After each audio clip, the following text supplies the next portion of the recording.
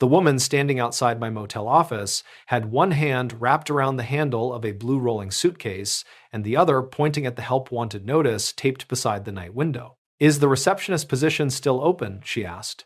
I should have said yes, invited her inside, and behaved like a 31-year-old business owner with basic control over his mouth.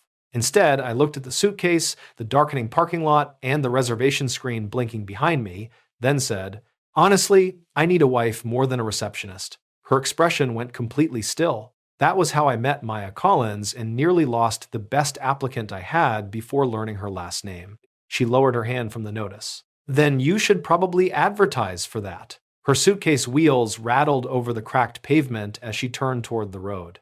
I came around the counter so quickly that my hips struck the corner of the brochure rack and sent a row of hiking maps onto the floor. "Wait, that was inappropriate," I said. "Not charming, not misunderstood, just inappropriate." She stopped but did not turn around, which seemed fair considering I had managed to make a job interview sound like a marriage audition in under 15 seconds. The red vacancy sign above us buzzed twice, as if the motel itself disapproved. I introduced myself as Ethan Hayes, owner and general manager of the Bluebird Motor Lodge, then explained that I had been covering the front desk since my evening receptionist quit with 4 hours' notice. I did not tell her exhaustion had made me stupid, because exhaustion explained the sentence without excusing it. "There is a real job," I said. "Evening check-ins, reservations, guest issues, and enough authority to handle them without calling me every 5 minutes. She finally faced me. "And the wife position?" she asked. "Closed until the owner learns how interviews work." The smallest change touched her mouth, but she did not give me the satisfaction of calling it a smile. Maya looked past me into the office, where 3 key envelopes sat beside a leaking coffee maker, and a handwritten note reminded me that room 6 wanted towels I had already forgotten twice. "How long have you been running this place?" she asked. 3 years. She looked at the stack of registration cards, then at me. "Alone?" I told her I had a housekeeping supervisor and weekend help, but the answer was still close enough to yes. She rolled the suitcase back toward the door. "I'll hear the details," she said. "That is not the same as accepting." I moved the maps off the guest chair and offered her the seat without trying another joke. Her resume showed 4 years at a boutique hotel in Charlotte, including 18 months as assistant front office manager. She had supervised evening staff, managed group reservations, handled charge disputes, and trained new hires on emergency procedures. The hotel had recently been sold, and the new company had eliminated several management positions, including hers. She said it plainly, without performing embarrassment or asking me to feel sorry for her. When I asked why she had come to Asheville, she said, "I was already planning to move. Losing the job changed the schedule, not the plan."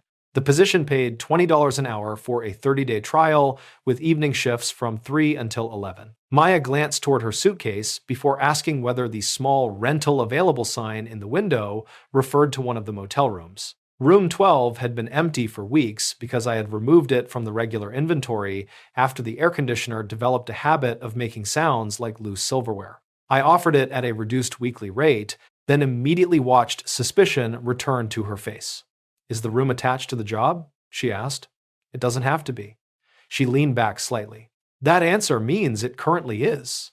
She was right, and I disliked how quickly she had found the problem because it meant I could not pretend the arrangement was harmless. I took out 2 blank sheets of paper and wrote "employment agreement" across one and room 12 rental across the other. Maya watched me separate the terms. Losing the position would not cancel her rental without 14 days' notice. Leaving the room would not end her employment, and neither agreement required her to explain anything personal. She added that any schedule change needed 1 day's notice except during a genuine emergency. Then she tapped the employment sheet with one finger. "Personal invitations happen after I clock out." I met her eyes and said, "Agreed," because making another joke would have proved I had learned nothing. Her interview became less comfortable for me after that. Maya asked how refunds were authorized, who controlled room assignments, what happened when an online booking platform oversold us, and whether the evening manager could remove a guest who threatened staff. I had answers, but some of them were based more on habit than policy. She noticed every time I used phrases like "usually" or "depending on the situation." "You don't need a receptionist." she said after 20 minutes. You need someone who can make decisions without waiting for you to return from fixing a toilet. I asked whether she could do that. Yes, the question is whether you can let me. I offered her the 30-day trial, and she accepted on the condition that her authority during evening hours be explained to the rest of the staff. Before I could print anything, a couple entered with 2 children, 3 suitcases, and a confirmation for a room our system showed as already occupied. The online platform had duplicated the reservation and sold room 8 twice. I started to stand, but Maya looked at me and asked, "Am I being interviewed or trained?" There was enough challenge in her voice that I sat back down. "Interviewed," I said. "Then let me handle it." She apologized to the family without blaming the booking site, found a canceled reservation that had not been released in the system, and moved them into a larger room at the original price. When the father complained about waiting, she gave him a late checkout rather than a discount large enough to punish us for the platform's mistake. She explained each choice briefly, never speaking faster just because he spoke louder. By the time she handed over the keys, both children were arguing about who got the bed closest to the window instead of whether they were going back to the car. Maya returned to the counter and asked, "Would that decision have required your approval?" I said no. "Good," she replied, "because you were about to interrupt me." Her first official shift began immediately. I showed her the reservation system, introduced her to the emergency binder, and gave her the office key. She corrected 2 rate errors, called room 6 about the towels before I remembered them, and rewrote the night audit checklist so another human being could follow it. At 11:30, she clocked out, placed the pen beside the register, and walked toward room 12. I poured 2 cups of coffee from the machine that had survived another day through stubbornness alone. "Coffee?" I called after her. Maya stopped in the office doorway and looked first at the cup, then at the time displayed on the wall clock. "My shift is over," she said. "I noticed." She folded her arms, studying me with the same careful attention she had given the rental agreement. "Then I need to know something, Ethan." She nodded toward the coffee in my hand. "Are you offering that to your employee, or are you offering it to me?" I looked at the 2 cups in my hands and understood that Maya was not asking about coffee. "I'm offering it to you," I said. "No schedule change, no performance review, and no obligation to pretend it tastes good." She held my gaze for another second, then came back into the office and took the cup. We sat outside beneath the metal awning while traffic moved along the highway beyond the parking lot. Maya told me almost nothing personal that first night, but she stayed for 22 minutes after clocking out, which felt more significant than anything she could have said. When she stood to leave, she carried the empty cup to the trash instead of setting it on my desk, as though she wanted to make sure the invitation ended cleanly. The next morning, I found her first entry in the overnight incident ledger.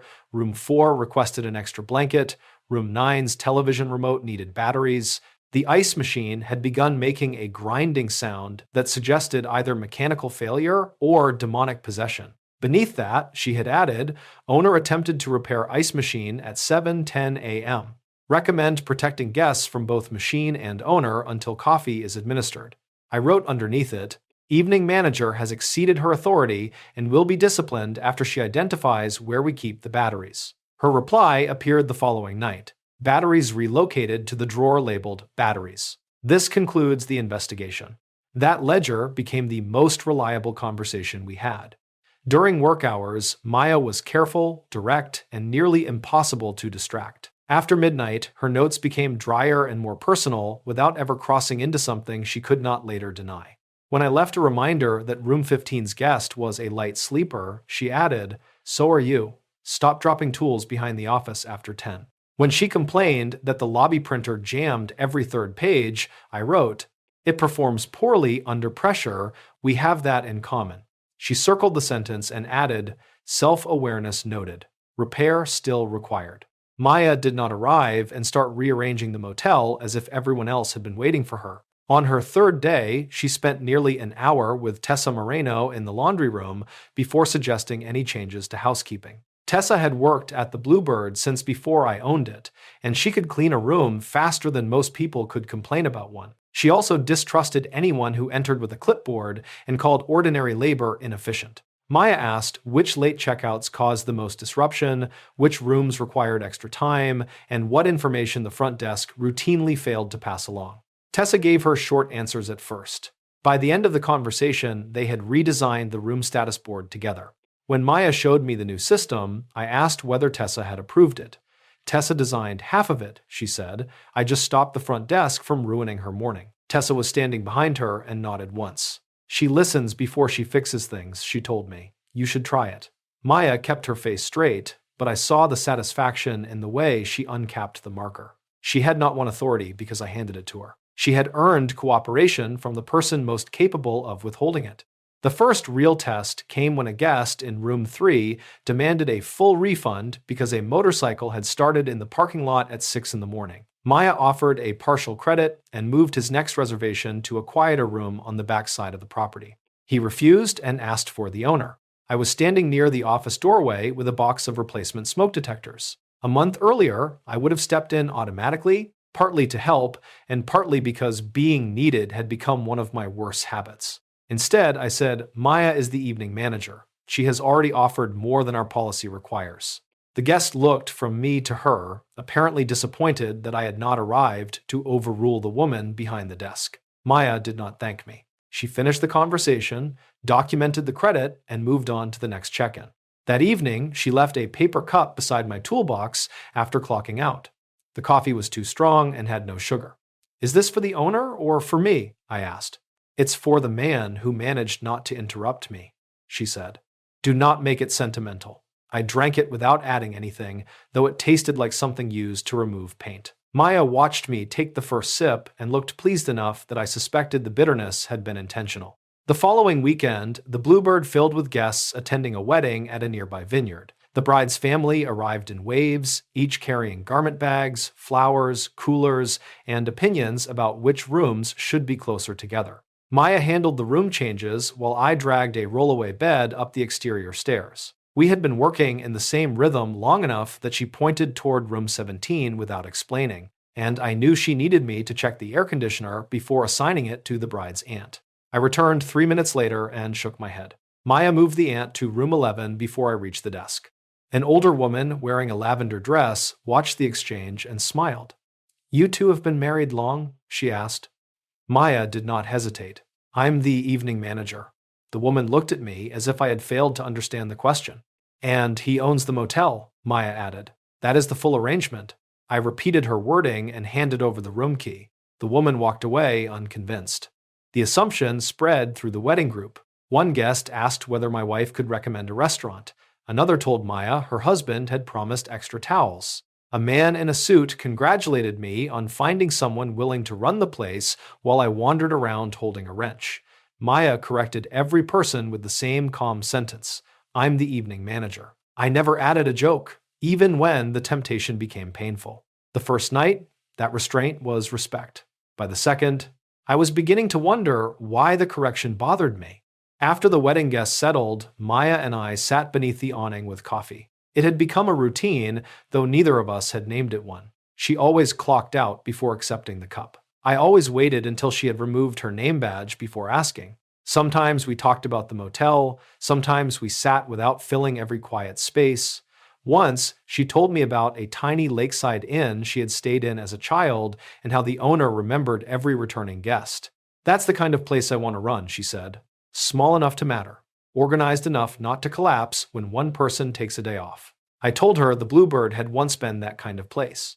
She looked across the parking lot at the flickering vacancy sign and said, it could be again. 2 weeks into her trial, I realized I had begun measuring the day by when Maya arrived. At 3, the office became sharper and more orderly. At 11:30, it became too quiet. She had also started noticing when I skipped meals, though she disguised concern as operational criticism. One night, she placed a wrapped sandwich beside the register and said, the owner becoming unconscious during check-in would negatively affect guest confidence. I asked whether the sandwich was for her employer or for me. Eat it before I reconsider, she said. Late the following Friday, we were fully booked again. Rain moved hard against the office windows, and the parking lot reflected the red glow of the vacancy sign even though I had switched it off. Maya was balancing the register when she stopped and looked toward the hallway beside the laundry room. A thin line of water had appeared beneath the locked linen room door. She crossed the lobby, crouched, and touched the floor with 2 fingers. Then she looked up at me. "Ethan," she said, no humor in her voice now. "How unstable did you say that pipe pressure was?" The water reached the baseboard before I crossed the lobby. I unlocked the linen room door and caught it with my shoulder when the pressure behind it pushed outward. A supply line above the utility sink had split near the coupling, spraying a hard silver stream across the shelves and turning stacks of folded sheets into soaked white bricks. My first instinct was to start issuing orders. "Maya, call the guests in." She caught my sleeve before I finished. "You handle the building. I handle the people." Her voice was calm, but there was nothing negotiable in it. I looked at the water running toward the occupied rooms, then nodded and shut off the hallway breaker before stepping into the flooded room. Maya pulled the fire door closed behind me and moved through the motel with the emergency binder under one arm. I heard her knock on room 5, explain that a plumbing failure required a temporary relocation, and offer 2 specific choices instead of a vague apology. She moved an older couple to an upstairs room, arranged a ground floor room at another motel for a guest who could not manage stairs, and gave the wedding photographer in room 7 plastic garment bags before he had time to panic about his equipment. When one man demanded a full refund, free lodging elsewhere, and compensation for the inconvenience of putting on shoes, Maya told him exactly what we would cover and exactly what we would not. He raised his voice. She lowered hers. By the time I found the main water shutoff behind the laundry room, he was carrying his own suitcase toward room 16. The failed coupling had been noted by a plumber 3 months earlier, along with a warning that our pressure regulator was running high. I had reduced the pressure myself and planned to replace the assembly during the slower season. Standing ankle-deep in water, I understood that planned was often the respectable word I used for delayed. I clamped the line, shut off the affected branch, and called the emergency plumber whose number Maya had already placed at the top of the vendor list. Then I opened the incident ledger and found her note from the week before. Pressure fluctuation near linen room, recommend inspection before next full capacity weekend. She had planted the warning in plain sight. The emergency was not bad luck. It was a consequence I had postponed. When I returned to the office, Maya had transformed the front counter into a relocation station. New key envelopes were arranged by room number, refund authorizations were clipped to registration cards. Tessa was on speakerphone, promising to arrive early with dry linens and a wet vacuum. Maya pointed toward a short list without breaking her conversation with a guest. "Rooms 10 and 12 need to be cleared as a precaution," she said. "Room 12 is yours. Do you want me to move your suitcase? Or would you rather do it?" For half a second, I almost answered by reaching for her key. The hallway was flooding, and acting quickly felt like permission. Then I remembered the 2 separate agreements on my desk. "Do you want me in the room?" I asked. She looked at me once, measuring whether the question was real. "Yes. Move the suitcase and the laptop bag. Leave everything else." I carried only what she named. Her room was orderly without feeling temporary. 2 blouses hung beside the bathroom mirror.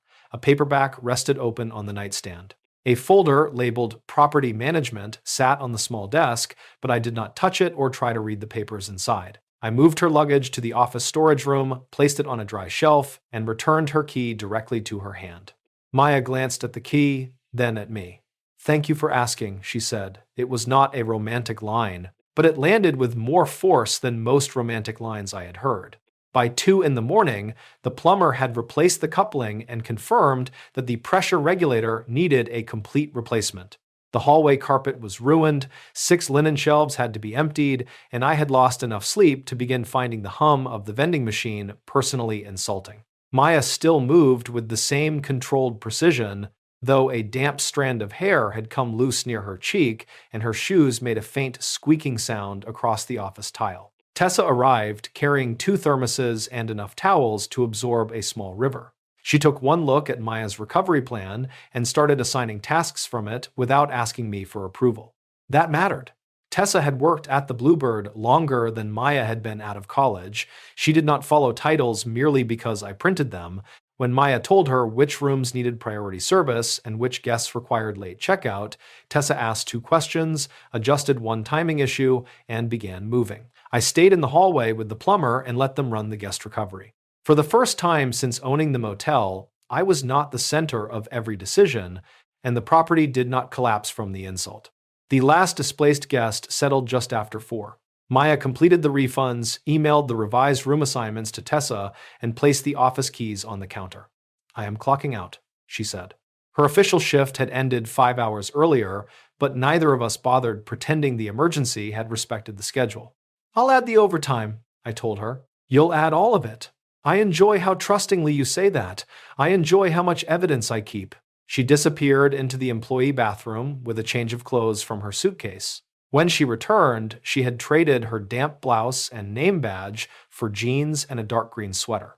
Without the badge, the difference between Maya, the evening manager, and Maya, the woman who drank bad coffee with me, became impossible to ignore. She picked up her coat and said, "There is a breakfast place 6 miles east that opens at 5. I waited, because she had taught me that an unfinished sentence did not need my assistance. "You can come with me," she continued, "but this is not an emergency meeting, a performance review, or payment for carrying my suitcase." "Is it a date?" I asked. Maya looked toward the soaked hallway, the stacked towels, and the office where we had spent the night, preventing strangers from losing patience. "Our first date is not happening in a flooded motel," she said. "So yes, somewhere else." We left Tessa with the plumber and drove separately, which was Maya's decision and probably wise considering I had been awake for almost 24 hours. The restaurant was a narrow roadside place with 6 booths, yellow lights, and a waitress who poured coffee before we sat down. Maya ordered eggs and toast. I ordered enough food to suggest I had personally fought the pipe. For several minutes, we discussed everything except the fact that we were on a date. She criticized my delayed maintenance schedule. I told her the emergency binder had become frighteningly competent since she arrived. She said competence should not frighten anyone unless they had been benefiting from confusion.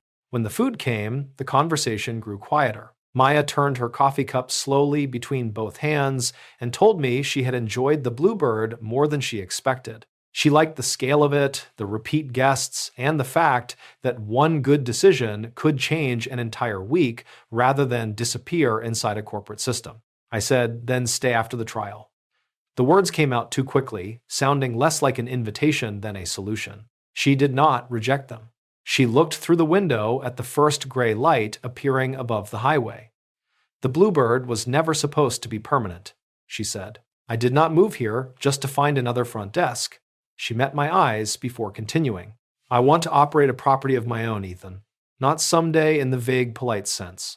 I have an actual plan." Maya's plan had a name, Cedar Court Inn, an 8-room property 20 minutes west of the Bluebird, owned by a couple preparing to retire after 32 years. They were not ready to sell outright, so they had created a 6-month lease-to-operate trial for someone who could manage the property, improve its numbers, and decide whether a future purchase arrangement made sense. Maya had applied before she ever walked into my office with her suitcase. The application was supposed to be a long shot, she said. Then they asked for a second interview. My immediate reaction was to calculate how much I could raise her salary and what title might make the Bluebird more attractive. I was halfway through suggesting operations director when I saw her expression and stopped. "That is me trying to solve the wrong problem, isn't it?"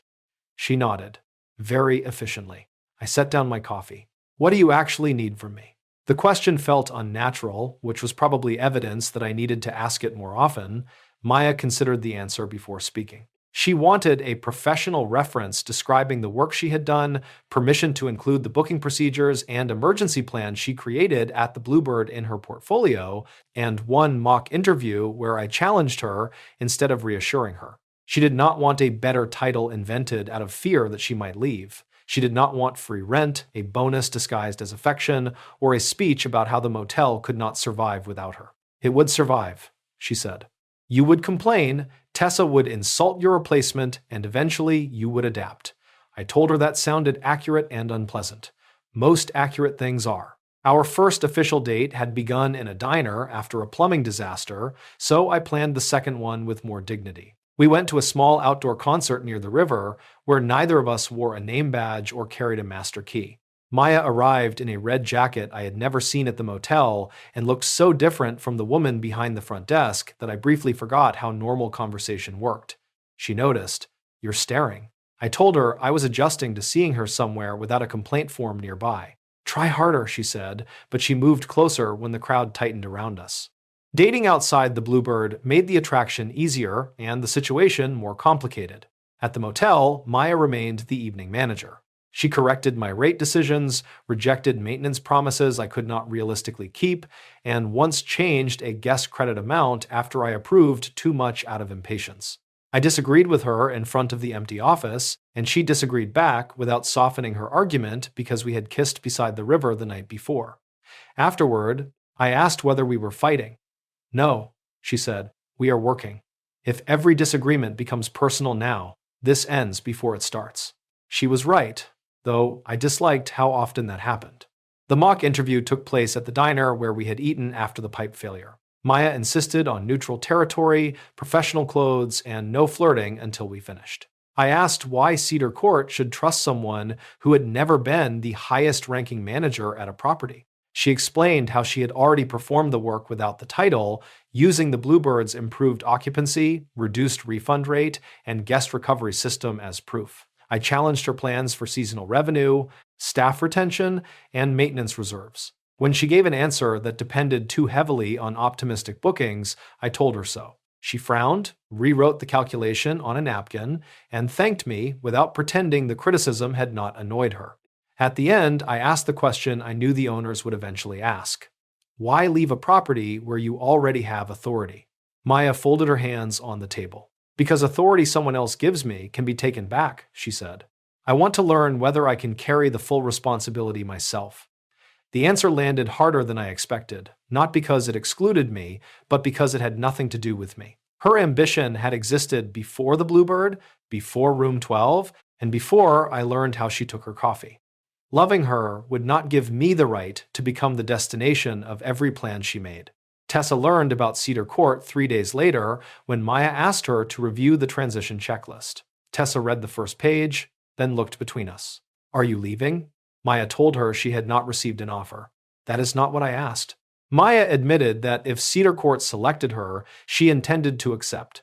Tessa did not create a scene or accuse her of abandoning anyone. She asked who would train the next evening employee, how room status authority would be divided, and whether Ethan Hayes had finally learned enough to avoid destroying the system within a week. I am standing right here, I said. That has never prevented you from needing supervision, Tessa replied.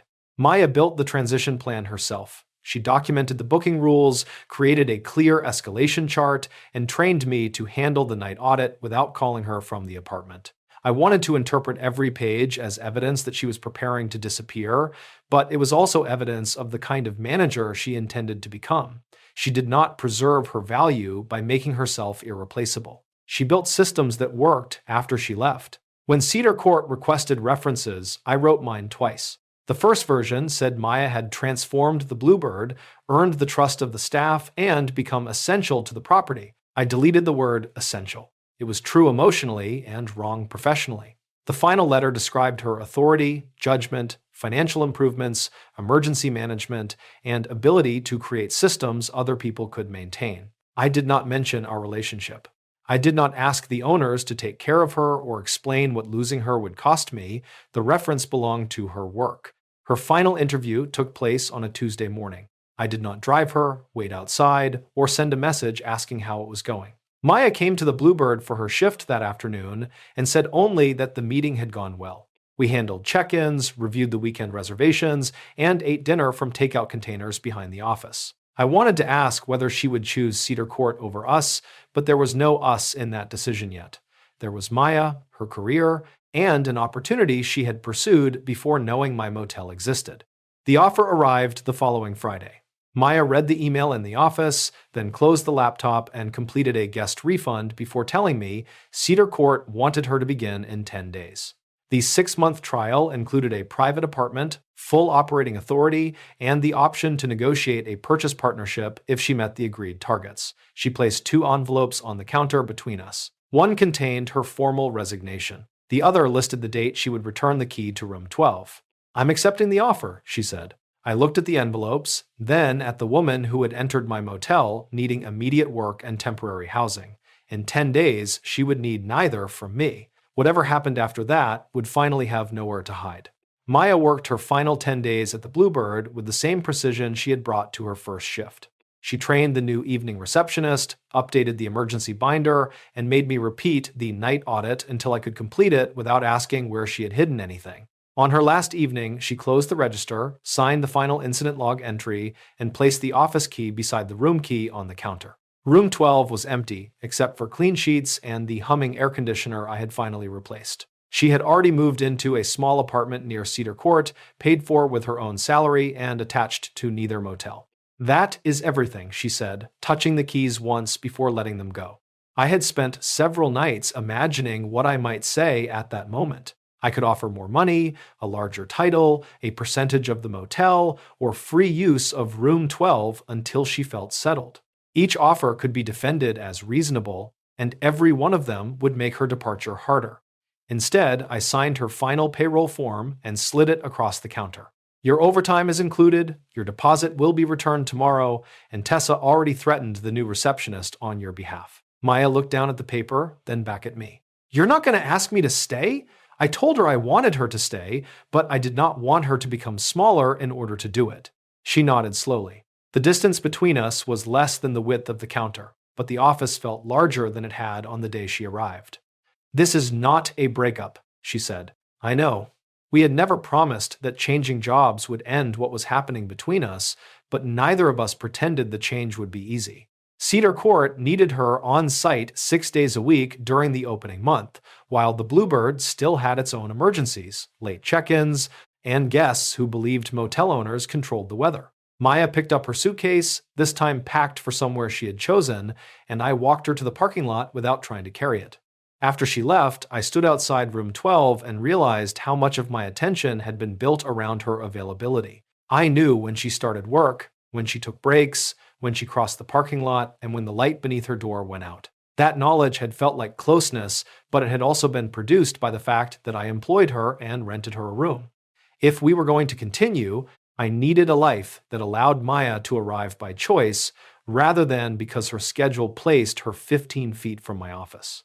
I hired Lauren Kim, an experienced evening receptionist who had no interest in reorganizing my personal life and made that clear during the interview. Tessa received formal authority over housekeeping schedules and room closures, which she accepted after informing me that the decision was 3 years late. I also blocked Wednesday evenings from my own schedule and trained Lauren to handle the property without calling unless the building was on fire or someone had stolen it.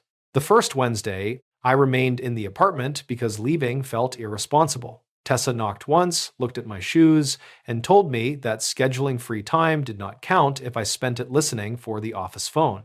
Maya's first weeks at Cedar Court were demanding. She replaced an unreliable booking process, renegotiated a laundry contract, and discovered that one room's charming antique bathtub leaked directly into the ceiling below. We spoke most nights, but neither of us used those calls to report every detail or prove the relationship was still alive. Some conversations lasted 40 minutes. Others were 5-minute complaints about invoices and guests who ignored check-in instructions. She never asked me to solve Cedar Court's problems, and I stopped offering solutions before she requested them. On the third Wednesday after her departure, I left the Bluebird before 6 and drove toward the river. Maya had texted that morning asking whether I was free for dinner, but she had not suggested a location. Halfway there, Lauren called. I stared at the screen, felt the old reflex tighten in my chest, and answered. A guest wanted to change rooms because the ice machine was too loud. Lauren had already offered 2 alternatives and only wanted confirmation that one could remain out of service overnight. I confirmed it, ended the call, and kept driving instead of turning around to supervise a problem that was already handled. Maya was waiting outside a restaurant in a navy dress, her hands tucked into the pockets of a light coat. There was no suitcase beside her, no name badge, and no key I had given her. She smiled when I approached. "You made it away from the motel." I told her Lauren was still alive and the building remained in its original location. "Impressive." She stepped closer, then studied my face with the same attention she had given our first 2 agreements. "I need to ask you something before dinner." I expected a conversation about distance, schedules, or whether 2 motel operators could maintain a relationship without turning every meal into a management meeting. Instead, Maya asked, "Do you still want a wife more than a receptionist?" I laughed once, but she kept looking at me, waiting for a real answer. "No," I said. I hired a receptionist. Her mouth lifted, but I continued before humor could become another hiding place. What I want is you. Not at my desk, not in room 12, and not fixing the life I already had. I want a relationship that makes room for the life you're building, even when it takes you somewhere I can't manage. Maya moved close enough that the front of her coat touched mine. She said Cedar Court was exhausting, uncertain, and entirely hers to succeed or fail at. She also said choosing the inn had not made her want me less. It had only removed every practical reason she might have felt obligated to remain near me. So, this is me choosing, she said. No job, no room, no trial period. I asked whether personal invitations were still required to happen after she clocked out. I'm always technically on call now, she said. We may need a revised policy. I kissed her before either of us could turn the moment into paperwork. There was no flooded hallway, no guest waiting at the counter, and no employment rule telling us when to stop. Maya placed one hand against my chest and kissed me back with the certainty she brought to every decision she had taken time to make. When we separated, she asked whether Wednesday evenings were permanently protected. I told her they were protected unless the motel caught fire. If it catches fire, she said.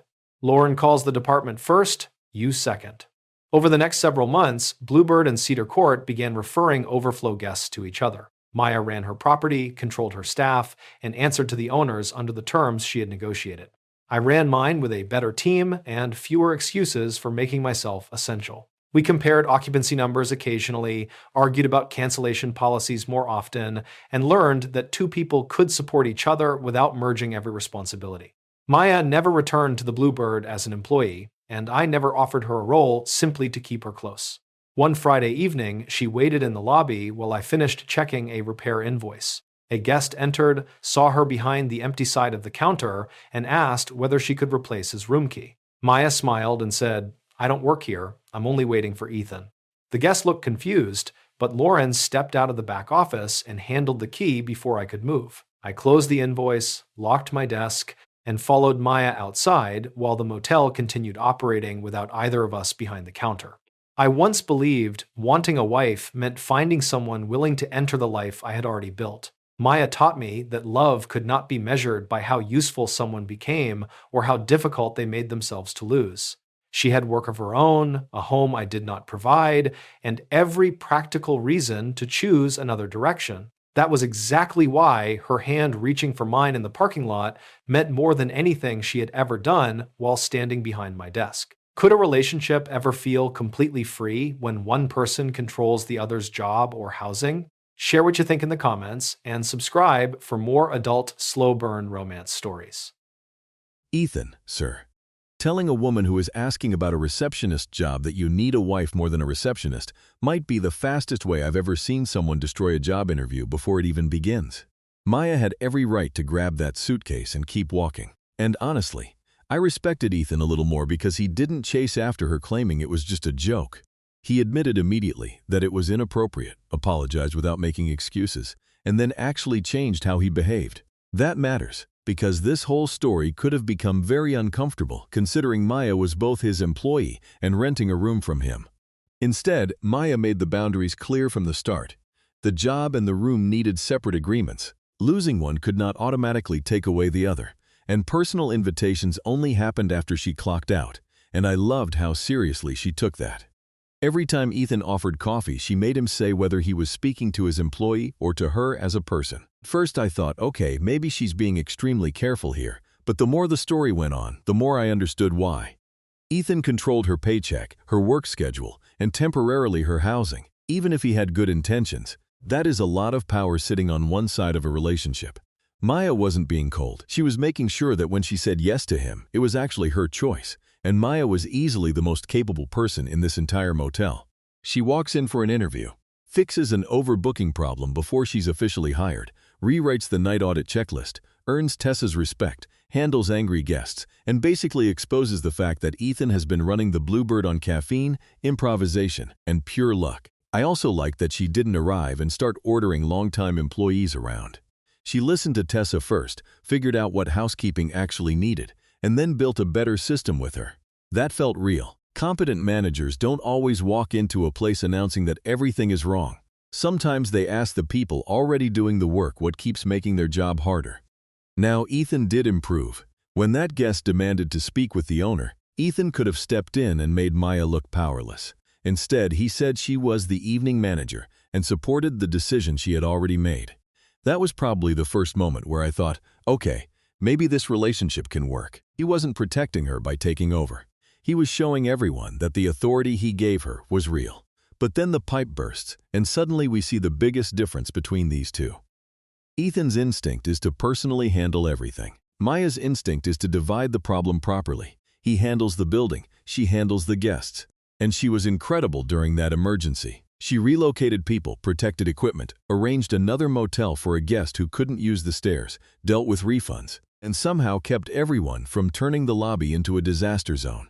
Meanwhile, Ethan discovers that she had already warned him about the pressure problem, and he had postponed fixing it. I appreciated that he didn't call it bad luck. He admitted the emergency happened because he delayed maintenance.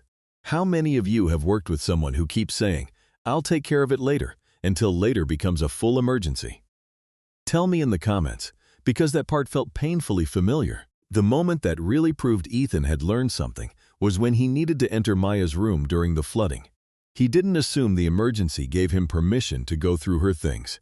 He asked whether she wanted him inside, moved only what she named, and returned the key directly to her. That may sound like a small detail, but in this story it was huge. Ethan was finally learning that helping someone does not mean taking control away from them. Then Maya asks him to breakfast, and just when it looks like their relationship is moving forward, she reveals that she applied to operate Cedar Court. I knew immediately Ethan was going to try to solve this by offering her more money or a bigger title. And of course he did, but Maya stopped him because she wasn't looking for a better position inside his life. She wanted to find out whether she could run a property of her own. I was completely on her side. She had already improved the Bluebird, but staying there would still mean Ethan owned the business and could technically take back the authority he had given her. Cedar Court offered her the chance to carry the full responsibility herself. Would you have accepted that opportunity if you were Maya, even knowing it could make the relationship harder? Or would you have stayed at the Bluebird where things were already becoming comfortable? Let me know below. What I liked most was that Ethan finally understood love was not supposed to be another job offer. He wrote her a professional reference without mentioning their relationship. He didn't call her essential, even though emotionally she had become important to him, because making an employee feel irreplaceable can become another way of making it difficult for them to leave. And when Maya accepted Cedar Court, he did not offer free rent, more money, or part of the motel to keep her close. He let her leave with her own job, her own home, and no practical reason to stay attached to him. That made the final choice much stronger. When Maya later asks whether he still wants a wife more than a receptionist, Ethan finally gives the answer he should have understood from the beginning. He doesn't want someone to enter his motel and fix his existing life. He wants Maya, including the independent life she is building somewhere else. For me, that was the best part of this story. Maya didn't prove her love by giving up Cedar Court, and Ethan didn't prove his love by making her dependent on him. They separated the job, the housing, and the relationship until the only thing left between them was choice. And honestly, that made her reaching for his hand at the end feel much more meaningful than if she had simply stayed behind his front desk.